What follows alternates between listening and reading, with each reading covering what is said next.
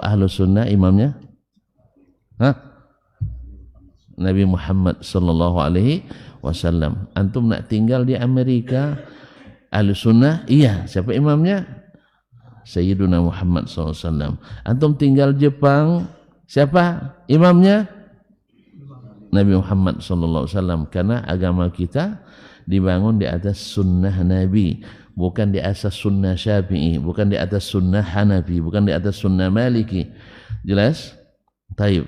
Tapi berarti Imam Syafi'i tidak ahli sunnah? Ahli sunnah, cuma tidak kayak antum. Paham? Imam Syafi'i ahli sunnah tidak? Ahli sunnah. Ahli sunnah karena dia mengatakan kalau bertentangan pendapatku dengan sunnah Nabi, apa kata beliau? Tinggalkan pendapatku. Antum mengatakan bila bertentangan pendapat Syafi'i dengan sunnah Nabi, terus gas Syafi'i pun. Terus antum Syafi'i pun enggak? Syafi'i enggak? Syafi'i antum. Cuman mengada-ngada atas nama Syafi'i karena memang asalnya hadas tentu bertumpuk hadas juga. Asalnya mewajibkan ikut Syafi'i dalam segala hal itu hadas.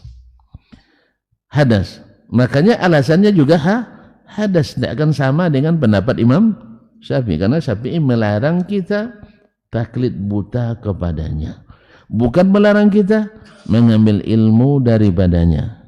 Jelas? Jadi kita, berarti antum anti mazhab.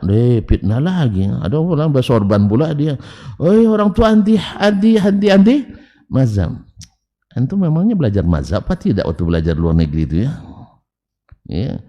Kalau dia belajar mazhab tidak akan keluar-keluar seperti itu. Jangan-jangan belajarnya dua kali semester aja. Jadi tidak paham mana yang ikut mazhab, mana yang berpedoman pada mazhab, mana yang taklid, mana yang berpedoman. Kalau dia belajar baik, insya Allah paham dia bahwa seketika kita menakar pendapat ini, tidak ada satu pun yang kita amalkan keluar dari mazhab yang 4. Ada yang keluar dari mazhab yang 4? Hah?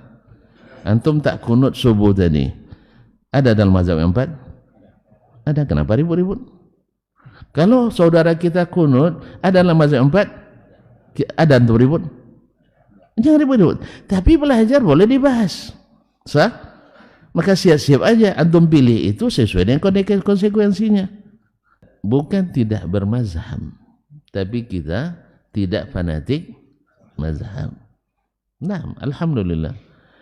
Alhamdulillah banyak imam-imam yang bermanhaj as-salam. Mereka dinisbatkan pada mazhab Syafi'i. Seperti Imam Al-Bukhari sendiri kan dia bawa orang ke mazhab Syafi'i. Bagi ulama yang menulis tentang biografi ulama Syafi'i, dia sudah masuk pula imam mazhab Syafi'i. Tapi yang Hambali tarik juga dia Hambali. Apa sebab? Dia berguru pula pada Imam Ahmad. Jelas? Awak kalau punya nama tu banyak narik-narik Pak. Taruh di sini pembina, taruh di sini penasehat, ya kan?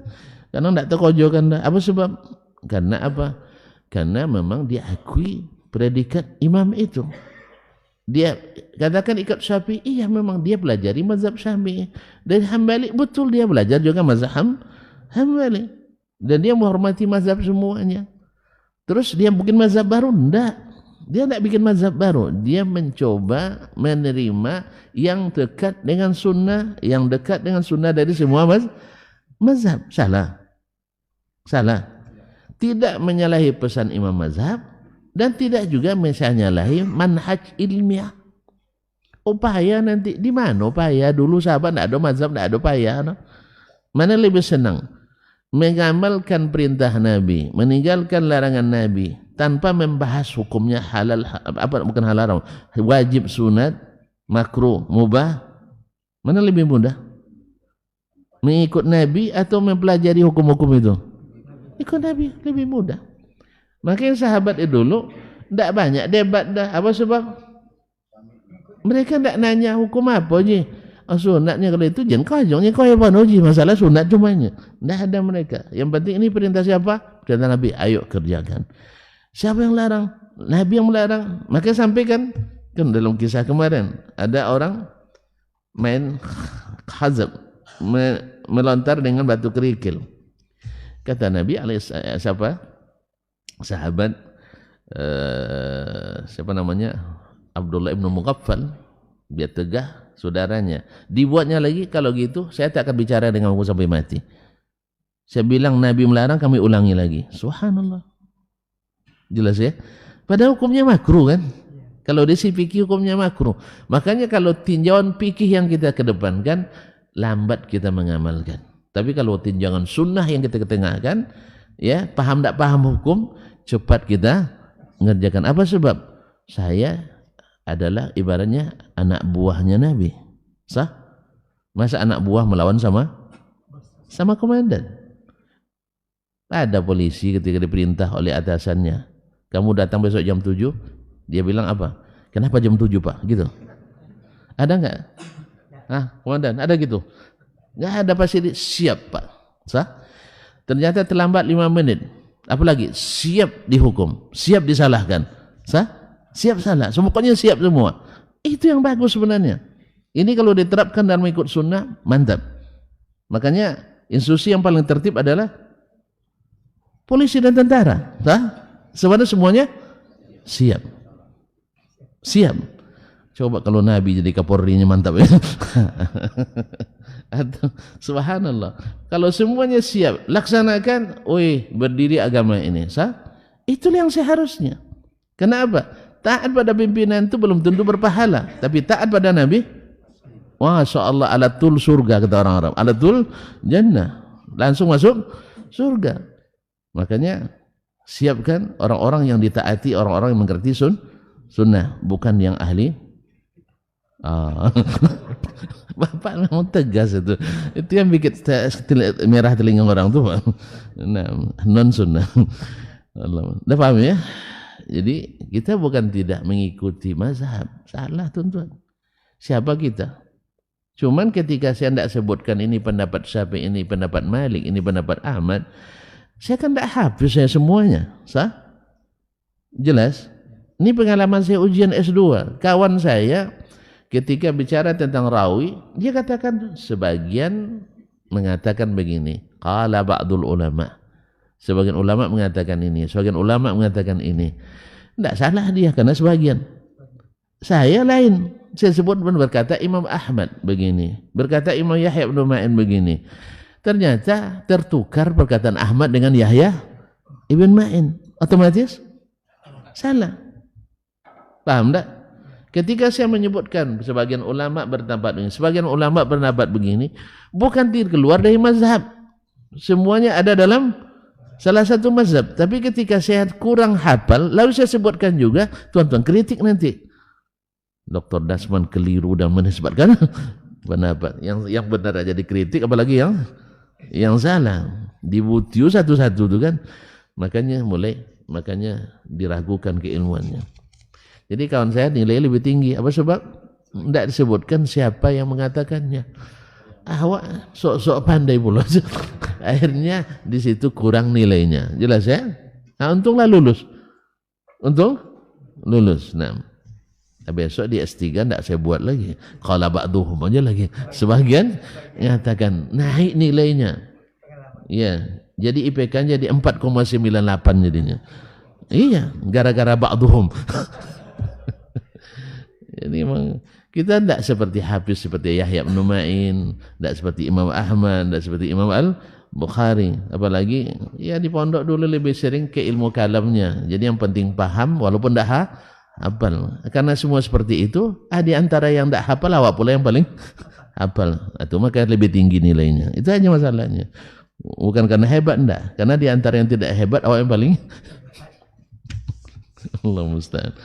Jadi sekali lagi bukan tidak bermazhab, bukan anti mazhab. Jadi kalau ada orang menggilinjang, ada orang yang koar-koar mereka anti mazhab, berarti saya yakin dia udah belajarnya dulu enggak belajar sungguh-sungguh. Ya, atau hanya paku satu mazhab, enggak tahu mazhab yang lain sehingga dikiranya keluar. Coba cari satu masalah yang keluar dari mazhab. Enggak ada, semuanya adalah ada dalam mazhab. Karena kita anti mengatakan pendapat kalau belum ada salafnya. Kalau belum ada pendapat orang terdahulu, tidak mungkin kita bikin pendapat baru. Adapun kalau seandainya ada ijtihad baru yang belum dikata orang pendahulu, itu kita anggap pendapat yang ganjil. Pendapat yang ganjil. Walaupun kita sering menukil Imam Ahmad misalnya, bukan berarti kita Ahmadi. Ya, kalau sering kita menukil Al-Albani, bukan berarti kita hanya Albani saja. Jelas? Karena seseorang kan bebas menukil. Seperti antum juga menukil dari ulama yang antum sebutkan. Sah? Bukan juga di kalangan salaf. Sah? Allah musta'an. Ala kulli hal. Biarkan aja. Ya. Yang penting kita tak boleh mengatakan pendapat kecuali ada pendahulunya. Ya, baik Imam Ahmad, baik Imam Syafi'i, baik Imam Malik, maupun imam yang tak bermazhab. Karena ada juga ulama yang tidak bermazhab. Tuh, mau dikemanakan tuh yang tidak bermazhab itu? Kalau antum wajibkan bermazhab, mau dikemanakan? Ada imam yang tidak bermazhab? Ada. Sah enggak? Sah enggak ahli sunnah? Sah, alhamdulillah. Kalau seandainya sekarang saya katakan saya tidak bermazhab, salah saya? Di mana salahnya? Oh, payah nanti. Antum yang payah karena tidak belajar yang benar. Bagi yang belajar yang benar tidak payah. Jadi setiap bilang payah bukan berarti dia benar, karena dia tidak sanggup melakukannya. Kalau ada yang sanggup, silakan aja. Karena apa? Karena taraktukum alal baydah. Aku tinggalkan kalian di atas jalan yang terang benderang. Lailuha kanahariha. Malamnya saja terang seperti siang. Irtiranya sekarang orang yang diberikan Allah sedikit ilmu saja, bahkan orang awam saja langsung paham hadis Nabi pada umumnya. Sah? Tapi jangan tanya dia hukumnya apa. Sebagian tulabul ilmi aja susah menentukan apa hukumnya. Bahkan yang sudah dianggap sebagai mufti kadang disuruh milih mana pendapat yang benar, Bu ya. Pilihlah kalian, saya tidak tahu mana yang dia sendiri tidak berani mengatakan ini yang benar, ini yang salah. Masa disuruh masyarakat awam milih, tambah kacau lah. Sah? Demi menghormati mazhab, akhirnya tidak ditentukan mana yang kuat. Makanya dia sendiri bingung. Lalu disuruh orang lain yang milih. Harusnya seorang alim dia yang pilihkan. Menurut saya berdasarkan dalil pendapat Imam Syafi'i lebih kuat. Ini alasan-alasannya. Kalau ada yang bantah, enggak Bu ya, menurut saya yang benar ini. Oh ya, silakan. Salahkan saya, tidak ada masalah. Ini tidak malu pula disalahkan orang, sehingga bertahan pada kebatilan. Kan ada juga ya, ada enggak? Kadang banyak, enggak boleh sedikit pun disalahkan. Terus antum Nabi, enggak ada salahnya. Apalagi barang yang jelas-jelas salah. Iya, tanpa harus mujtahid pun dilihat dari sisi manapun salah. Mendiamkan kemungkaran seolah-olah menyetujuinya, masa tidak salah? Fa inna lillahi wa inna ilaihi raji'un.